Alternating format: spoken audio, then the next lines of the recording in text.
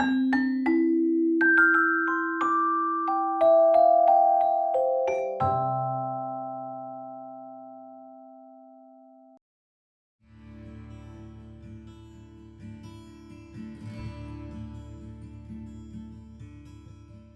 say number one is breathe, because there's a lot of stuff that's going to be flying at you, and you have to be grounded and centered. And you can only do that if you're breathing deeply.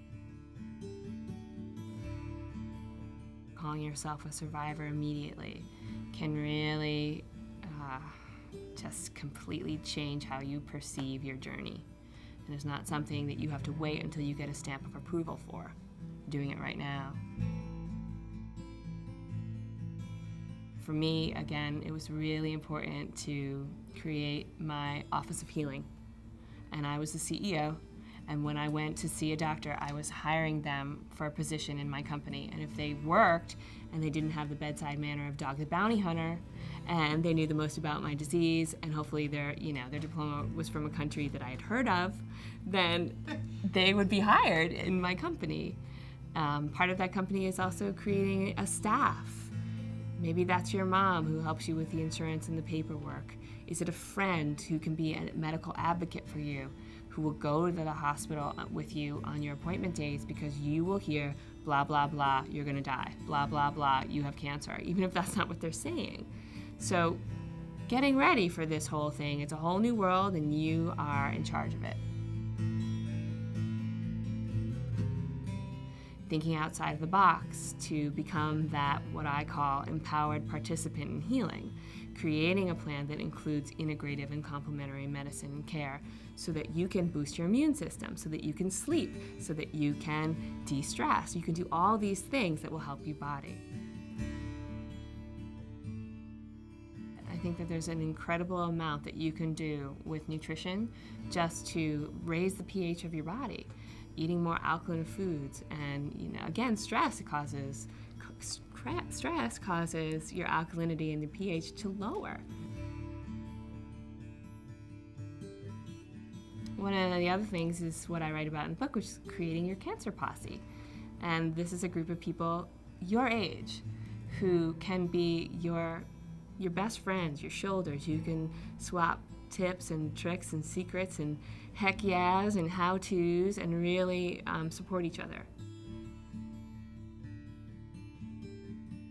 Boundaries are another really big and important part of the new you, as I say. And though I love cliches, I often ask myself, does this tire you or does this inspire you?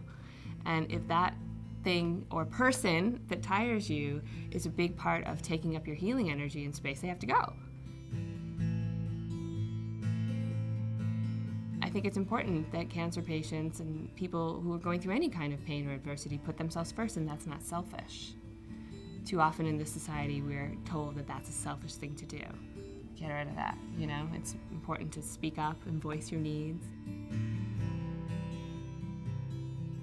Cancer patients set the tone for how other people are going to perceive you and deal with you. And you can ask for what you need.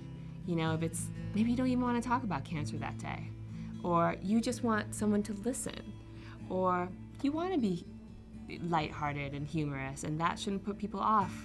Certainly one of the worst things that can happen is when a civilian or a co-survivor says, I think you're not taking this serious enough.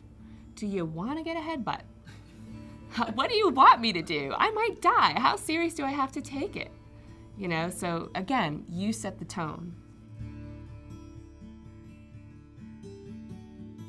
I think that it's really important for people to plan for the future.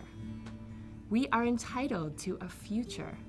And for however long that is, we can plan for it. And maybe that involves dating. And it should involve sex.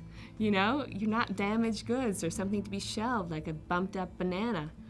It's still happening. And if that's the case, and you maybe like I just got married, fertility options. What do you need to know? What do you need to know before you have that surgery, before you have chemo and radiation, freezing your eggs? So just forward thinking that you will have a future beyond cancer. Fear is the great thief of time in a lot of ways. And cancer patients, the one thing they want more of is time, and fear can devour that.